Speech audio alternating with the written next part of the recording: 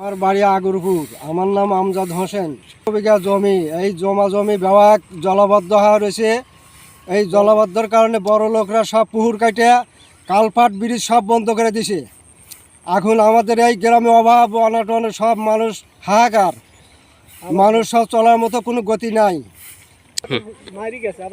আমাদের এই চড়ায় এখন আমাদের জমি আছে 3-4 বিঘা জমি থাকার কারণে আমরা এখন ভাত পাচ্ছি না। এখন যে সামনে যে একটা ইরির মৌসুম, ধান আবাদ করব, সে ধানও আমরা আবাদ করে পারতেছি না। আমাদের বেসন চারা কোথায় ফেলাবো? চড়ার মতো মাজা পানি। এখন কি করে আমরা কি করব? আমার তো কোনো উপায় নাই। আমাদের এখন ও সরকার কাছে বিনয় অনুরোধ করি যে এই কালভার্টগুলোর মুখ খুলে দিলে পরে তাহলে আমাদের এই চড়া পানি কমে গেলে আমরা তাহলে ধানটা আবাদ করতে পারবো।